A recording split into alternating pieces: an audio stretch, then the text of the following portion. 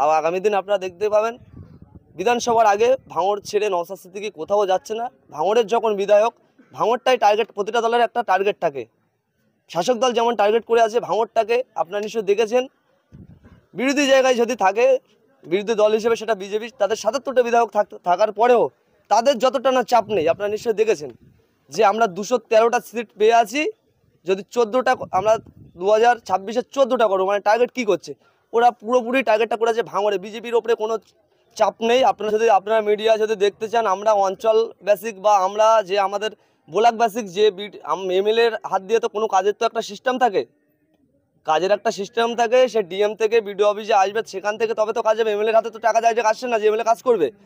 BDO বসে আছে কারা? বিডিও বসে আছে তৃণমূল, ব্লক সভাপতি তৃণমূল, যে যা আছে ওখানে যদি আমি ধরি ভূমির কর্মদক্ষ তৃণমূল, সবই তৃণমূলের দলবল নিয়ে বিডিওই বসে আছে। বিডিও থেকে যে কাজ টেন্ডার মারফত যে পাস হবে, সেই টেন্ডার করে আমরা যখন যারা টেন্ডার নেয় তাদেরকে যখন চাপাচ্ছি, তারা ভয়তে কাজ করতে চাইছে না।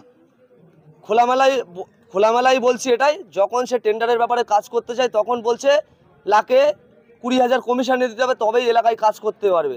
কারা বলছে এটা? যারা তৃণমূল করে, যারা বিডিও বসে আছে। আমাদের কাছে প্রুফ আছে, যে টেন্ডার নিয়েছে তাকে কাজের কথা যখন আমরা বলছি তখন বলছে যে ভাই 20,000 টাকা, লাখে 20,000 তোলা দিতে হবে, তারপরে তোমাদের কাজ হবে। আমরা বলেছি কি করবে না করবে আমরা জানি না, আমরা কিন্তু কাজ হিসাব করে বুঝে নেবো।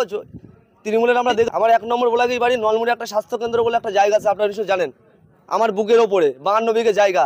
সেটাও কিন্তু এই রাজ্য সরকার টেকনো কোম্পানির কাছে বিক্রি করে দিয়েছিল।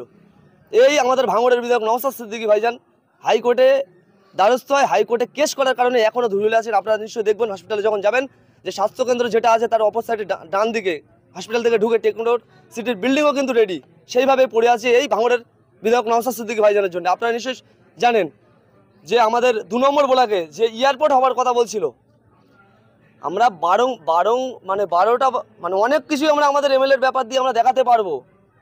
এটা তো ছোটোখাটো ব্যাপার ছিল, আমরা তো আরও অনেক কিছু দেখাতে পারবো।